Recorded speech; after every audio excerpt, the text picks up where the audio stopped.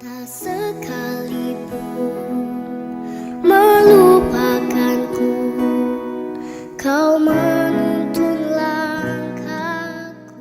Shalom saudara yang kasih dalam Tuhan Yesus. Saya akan mengawali saudara dengan sebuah kisah yang sangat menarik. Sebuah garis keturunan saudara dari dua orang pria. Yang satu namanya Jonathan Edward, saudara. Dialah seorang hamba Tuhan, ya, dia seorang pendeta. Dan yang satunya adalah Max Juk. Siapa dia? Oh, dia seorang ateis. Ya, dia seorang ateis, saudara. Dia tidak kenal Tuhan dan hidupnya hanya mabuk-mabukan aja tiap hari, main judi. Lalu dia tidak pernah memperhatikan keluarga. Bahkan dia kalau anak-anaknya pergi ke gereja dilarang sama dia, dihajar, dipukul, melarang. Padahal anak-anaknya ingin pergi ke gereja, tapi dia selalu melarang. Lalu hidupnya hanya penuh dengan mabuk-mabukan saja. Nah, akhirnya dia masuk dalam kejahatan dan dia ditangkap, dipenjara, dan hidupnya dia keluar masuk penjara. Jonathan Edwards, dia seorang hamba Tuhan, orang yang cinta Tuhan dan takut Tuhan sekali. Satunya lagi saudara adalah Max Juk. Saudara kasih Tuhan, saudara melihat sini, lihat profilnya di sana. Sekarang kita mau melihat kita mau melihat bagaimana tentang profil daripada, maksudnya keturunan daripada Jonathan Edwards, ya, dan Max Juk. Keturunan Jonathan Edwards setelah 200 tahun lebih, jadi ini diriset tahun 1900-an, ya. Keturunannya, lihat saudara keturunannya, 13 orang menjadi rektor. Rektor itu berarti kepala sekolahnya perguruan tinggi. 13 orang menjadi rektor, 65 orang menjadi profesor. 3 orang terpilih sebagai senator. 30 orang menjadi hakim. 100 orang menjadi pengacara. 75 orang menjadi perwira militer. 100 orang menjadi pendeta. 60 orang menjadi penulis terkenal dan penulis buku-buku terlaris. Terus masih ada lagi. 80 orang menjadi pemuka masyarakat termasuk menjadi gubernur dan wali kota. 1 orang adalah wakil presiden Amerika Serikat. 66 orang jadi dokter. 135 orang adalah editor seperti wartawan begitu, ya kan? 1 orang itu jadi penerbit. 100 orang lebih menjadi misionaris. 80 orang memiliki kantor publik. Ya, mereka punya kantor sendiri. 1 orang menjadi istri Presiden Amerika Serikat. Dan 1 orang lagi pengawas keuangan di Amerika Serikat. Saudara lihat ini, saudara. Dari keturunan Jonathan Edwards. Sekarang bagaimana dengan keturunan dari Max? Sekarang kita lihat, pendek saja. Tapi luar biasa. 310 mati sebagai pengemis. 150 orang keturunannya pernah masuk penjara dengan berbagai kejahatan yang pernah dilakukan dengan hukuman penjara rata-rata 13 tahun. Berarti sangat sangar ya, saudara. 7 diantaranya adalah pembunuh. 100 orang lebih adalah pemabuk. Banyak dari keturunannya yang wanita menjadi pelacur. Dan keluarga ini telah merugikan negara sebesar 1,25. Jadi $1.250.000 Amerika Serikat atau sebesar 12 miliar rupiah. Cuman ini saudara, bukan hanya tidak berdampak saudara, tapi juga merugikan. Semua ini benar-benar berbeda. Dan perbedaan yang jelas dari Jonathan Edwards ditunjukkan seperti firman Tuhan. Mazmur 112 ayat yang pertama sampai ayat yang ketiga. Kata pertama saya senang. Haleluya! Luar biasa. Lalu perhatikan, berbahagialah orang yang takut akan Tuhan, yang sangat suka kepada segala perintahnya. 2, anak cucunya akan perkasa di bumi. Angkatan orang benar akan diberkati. Harta dan kekayaan ada dalam rumahnya, kebajikannya tetap untuk selama-lamanya. Saya ulang saudara, ayat 2, anak cucunya akan berkasa di bumi, Angkatan orang benar akan diberkati. Angkatan berarti keturunan dari generasi ke generasi akan diberkati Tuhan. Dari ayat ini berarti orang Kristen, orang yang hidup dekat dengan Tuhan, pasti hidupnya baik, bahkan keturunannya pasti baik. Kita semua ingin keluarga kita bahagia, amin. Haleluya. Kita ingin supaya anak-anak kita semua berhasil, rumah tangga kita rukun, diberkati Tuhan, ada keharmonisan antara suami istri dan orang tua dan anak-anak. Kita ingin senantiasa rumah tangga kita benar-benar bahagia dan diberkati Tuhan. Saya ajak saudara membaca dari kitab Mazmur. Mazmur 128 ayat 1 sampai ayat 6. Kita baca dulu ayat 1 sampai 3. Mengapa saudara Jonathan Edwards bisa begitu luar biasa, dan kenapa Max Jukes juga begitu luar biasa? Ya, tapi beda luar biasanya, ya. Mari kita lihat ayat yang pertama dikatakan nyanyian ziarah. Berbahagialah setiap orang yang takut akan Tuhan, yang hidup menurut apa? Jalan yang ditunjukkannya. 2. Apabila engkau memakan hasil jeripayah tanganmu, berbahagialah engkau dan baiklah keadaanmu. 3.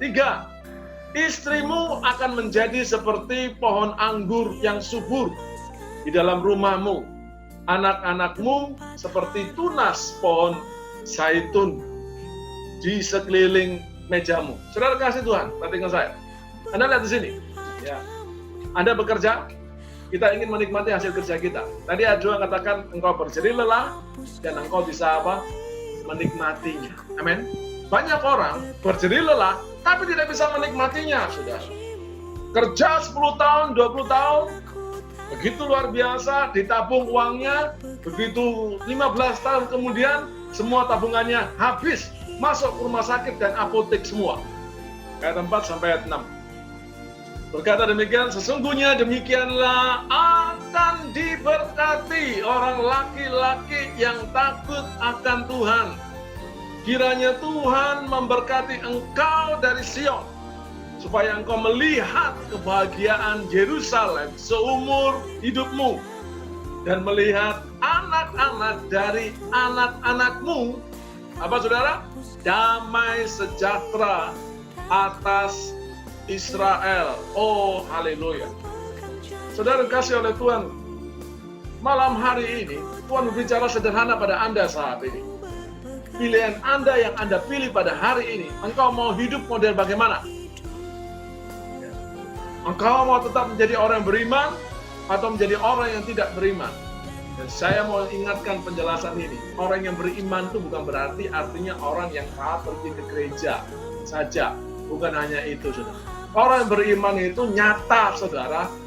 Perbuatannya sesuai dengan apa yang dia imani. Salah satunya adalah di segala situasi dia tetap percaya. Walaupun apa yang dia harapkan, walaupun apa yang dia doakan belum terjadi, tapi dia tetap setia, dia tunjukkan antusias dalam hidupnya untuk menyembah, untuk datang kepada Tuhan. Itulah orang beriman. Dan tanpa Anda sadari, kalau engkau adalah orang tua yang demikian, kalau engkau adalah suami, engkau adalah ibu, engkau adalah ayah, kalau engkau melakukan hal demikian di masa-masa sukar, di masa-masa benar-benar sukar, tapi engkau sungguh percaya, engkau memberikan teladan kepada siapa? Kepada keturunanmu. Oh, inilah orang tuaku. Pada saat mereka susah, mereka berlutut, mereka berdoa, mereka menyembah. Mereka tetap percaya, mereka tetap mengucap syukur. Bukan menjadi orang yang temperamen, bukan menjadi orang yang marah-marah, lalu malah tidak ke gereja, malah marah, lalu ungkapkan dan mengkambing hitamkan segalanya. Bahkan mengkambing hitamkan Tuhan karena keadaan dia. Saudara, orang yang percaya bukan demikian. Tapi orang yang percaya adalah walaupun keadaan itu berbeda dari apa yang diharapkan, tapi dia tetap percaya. Orang yang percaya bukan lalu dia berdoa. Bukan hanya itu, tapi orang yang percaya dia yakin bahwa jawaban doanya pasti sudah ada. Tuhan sudah tetapkan waktunya, saatnya. Sudah ada jawaban doa itu. Oleh karena dia tidak putus asa. Dan dia memberikan teladan itu kepada anak-anaknya. Saudara dikasih oleh Tuhan, pilihan sama Anda pada saat itu. Haleluya. sikap saudara akan mempengaruhi generasi saudara. Saudara yang dikasihi oleh Tuhan, ada satu pertanyaan saat ini. Bagaimana Pak Moses jika saya, keturunan saya, bukan orang Kristen? Oh, haleluya. Kalau tadi kan memang ayah, opa, oma, engkong semua Kristen. Tapi sekarang bagaimana? Seorang wanita Sirofenisia. Saya mau berkata pada Anda saat ini, Perempuannya kerasukan roh jahat. Dia datang. Tuhan selalu memberikan kesempatan dan engkau dipilih oleh Tuhan. Kalau hari ini engkau percaya pada Yesus, kau percaya Yesus adalah Tuhan, maka itu berarti Tuhan telah memilih saudara. Engkau telah beroleh anugerah, mendapatkan kasih karunia daripada Tuhan. Sekarang tugasmu adalah, karena engkau sudah dipilih oleh Tuhan, jangan sia-siakan kasih karunia ini, engkau harus melangkah selanjutnya. Aduh Pak, orang tua saya, maaf saudara, mungkin tidak baik. Ya katakanlah seperti Max Juk, seperti itu. Tidak baik. Saudara dikasih oleh Tuhan, dengarkan, tidak ada yang salah dengan kelahiran saudara. Mungkin kau dilahirkan dari keluarga yang tidak baik. Bahkan keturunan dari keluarga saudara mungkin mendapatkan rapot seperti keturunan dari Max Juk. Tapi saat ini Anda percaya pada Tuhan. Saat ini engkau menyembah Allah. Maka saat ini keputusan pada Anda saat ini. Saudara, saya mau tunjukkan satu hal. Mungkin saudara juga mempunyai report yang tidak baik. Mungkin engkau dengan latar belakang yang salah juga. Kau punya masa lalu yang sangat buruk. Bahkan mungkin baru 1 minggu yang lalu, mungkin baru 1 bulan yang lalu, bahkan baru tahun yang lalu. Engkau punya pengalaman yang buruk. Saya mau tunjukkan pada saudara satu fakta di Alkitab. Saudara, kalau saudara buka kitab Matius, kitab pertama dari Perjanjian Baru, dan pasal pertama, judul pertama di sana adalah silsilah Tuhan Yesus. Coba Anda lihat. Saya ingin sudah membaca di Matius pasal yang pertama. Pasal pertama, ayat pertama, judul perikop pertama di Perjanjian Baru adalah silsilah Yesus. Saya mau tunjukkan ayat yang kelima. Coba Anda perhatikan ayat yang kelima. Siapa Rahab? Rahab adalah, maaf ya, pelacur. Mantan pelacur. Kalau saudara mau tahu kisah tentang Rahab ini ada di kisah kitab Yosua. Yosua pasal yang kedua dan 3. Anda lihat saja sendiri. Yaitu pada saat orang Israel mau memasuki kota Yeriko. Anda tahu kisah Yeriko, tembok Yeriko yang diruntuhkan. Di antara tembok Yeriko yang diruntuhkan ini ada nama Rahab muncul di sana. Siapa dia? Dia adalah seorang pelacur, ya, yang menyelamatkan 2 pengintai orang Israel yang sedang mengintai ke kota Yeriko, mata-matai, lalu ketahuan sama penjaga, lalu dikejar, dan mereka diselamatkan oleh pelacur ini. Mereka disembunyikan di atas plafon. Saudara, maaf saya mau terangkan tentang definisi pelacur ini. Ada makna, saudara, yang tersirat di dalamnya. Ini bicara tentang kasih. Pelacur itu gambaran dia, ada banyak istilah. Pelacur ada kata-katanya apa saudara? Kata-kata lainnya adalah penjajah cinta. Penjajah cinta sama dengan pelacur. Jadi mereka menyatakan cinta, tapi bukan dari hati yang tulus. Tapi cinta berdasarkan apa-apa? Duit. Hanya berdasarkan duit. Saudara, kalau saudara mencintai Tuhan, sungguh-sungguh cintailah Tuhan dengan sungguh-sungguh.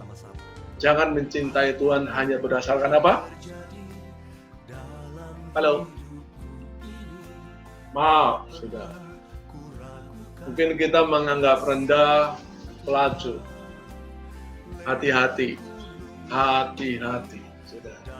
Seringkali kita tidak sadar bahwa diri kita sendiri menjadi, maaf, di hadapan Tuhan, kita menyatakan cinta sama Tuhan, tapi cinta kita hanya karena berkat saja.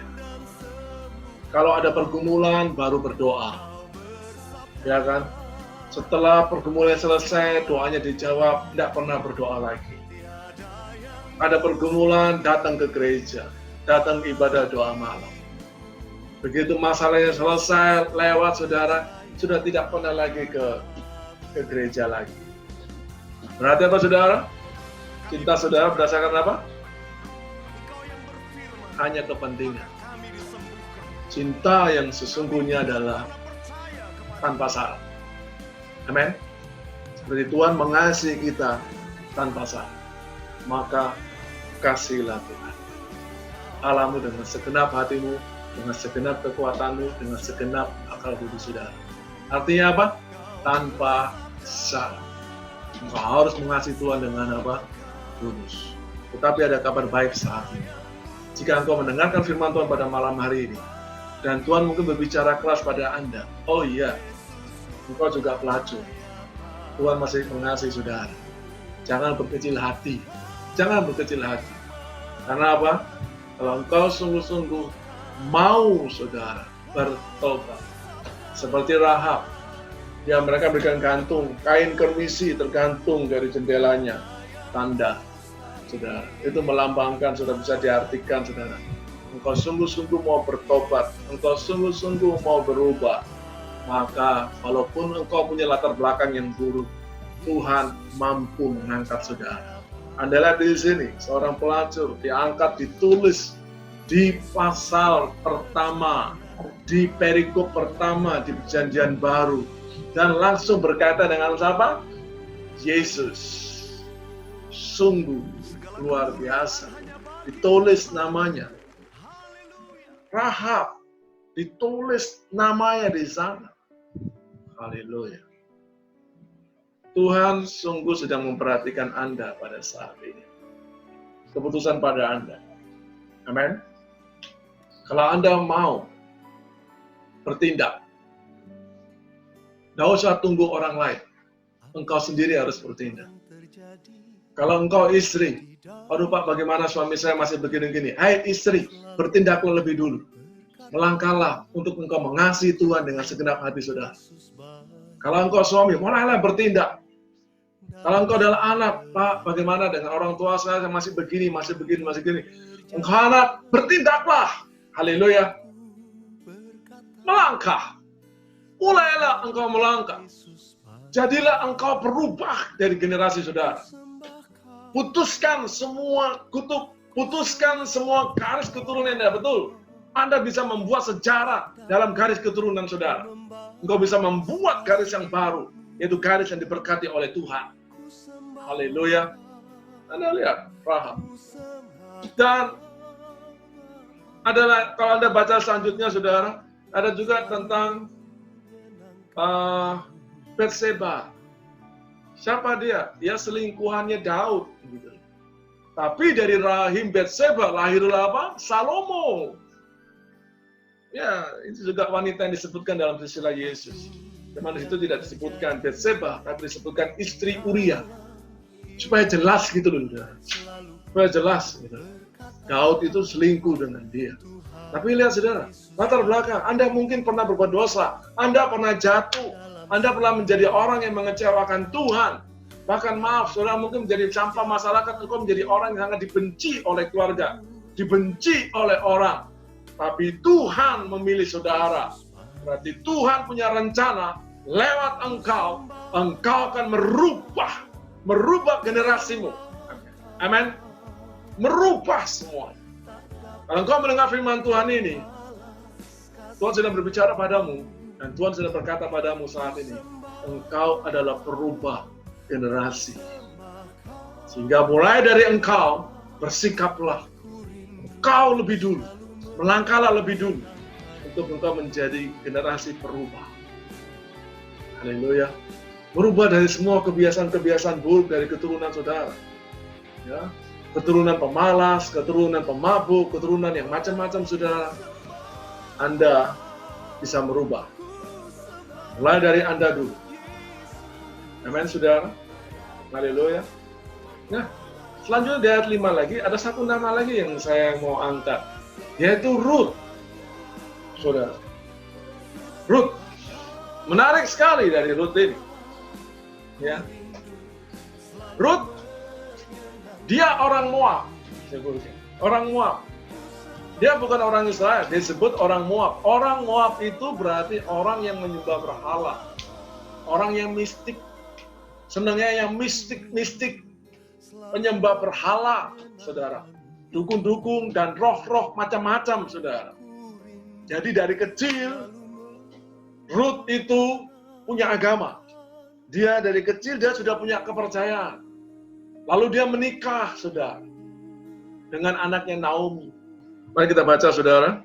Ruth pasal yang pertama, ayat yang ke-15, 16, dan 17. Ayat 15. Berkatalah Naomi, telah pulang iparmu kepada bangsanya, kepada para allahnya. Maksudnya ini Orpa. Pulanglah mengikuti iparmu itu. 16. Ini luar biasa kata-kata Ruth. Tetapi kata Ruth, janganlah desak aku meninggalkan engkau dan pulang dengan tidak mengikuti engkau. Sebab kemana engkau pergi, ke situ jugalah aku pergi. Dan di mana engkau bermalam, di situ jugalah aku bermalam. Bangsamulah bangsaku, dan Allahmulah Allahku. 17. Di mana engkau mati, aku pun mati di sana. Dan di sanalah aku dikuburkan. Beginilah kiranya Tuhan menghukum aku, bahkan lebih lagi daripada itu. Jikalau sesuatu apapun memisahkan aku dari engkau, selain daripada maut. Inti pada malam hari ini adalah tentang Ruth ini. Yaitu di mana dia diperhadapkan dengan sebuah keadaan di mana dia harus memilih. Dia punya kesempatan satu untuk dia berbalik kepada kehidupan yang lama, atau dia tetap di dalam kehidupan yang baru. Saudara dikasihi oleh Tuhan, bukan kebetulan kalau engkau mendengarkan firman Tuhan pada malam hari ini. Mungkin hari-hari ini lewat kondisi yang sungguh tidak nyaman ini. Dalam masa-masa yang sulit, engkau mungkin diperhadapkan sesuatu yang mengecewakan. Sangat jauh dari apa yang engkau harapkan. Mungkin ada kematian atau kehilangan yang rasanya membuat engkau kecewa. Padahal engkau sudah berdoa, tetapi ternyata apa yang engkau doakan tidak terjadi. Engkau bergumul, engkau berdoa, engkau beriman supaya yang buruk itu tidak terjadi. Tapi malah sebaliknya, yang kau inginkan tidak terjadi, malah terjadi. Sesuatu yang kau hindari justru terjadi pada Anda. Lalu Anda akan berdiri dalam satu situasi di mana engkau harus memilih. Malam hari ini Tuhan mengasihi saudara. Buktinya, kau mendengarkan firman Tuhan ini. Tuhan berkata pada Anda saat ini, tetaplah kepada keyakinanmu. Janganlah engkau kembali kepada kehidupan yang lama lagi. Belajarlah dari Ruth. Dia dulu punya sebuah keyakinan. Dia punya sebuah prinsip hidup. Dia punya sebuah kebiasaan, bahkan menguntuk gaya hidupnya. Gaya hidup orang-orang Moab keseharian. Lalu dia tinggal dengan keluarga Yahudi, Israel. Yaitu dengan mertuanya, Elimelek dan Naomi. Lalu dengan suaminya. Dan dia menyatu dengan budaya itu. Dia menyembah Allah yang baru. Dan pada saat di satu titik, benar-benar Ruth benar-benar secara manusia pasti kecewa. Dorongan kuat, ada kesempatan, ada peluang untuk kembali ke keyakinannya. Ada peluang, tetapi Ruth tidak mengambil. Saudara juga mungkin demikian juga. Saudara mungkin punya peluang. Anda punya punya peluang untuk berbuat dosa. Ada orang yang tidak berbuat dosa karena memang tidak ada peluang. Tapi mungkin saudara punya peluang untuk Anda berbuat dosa.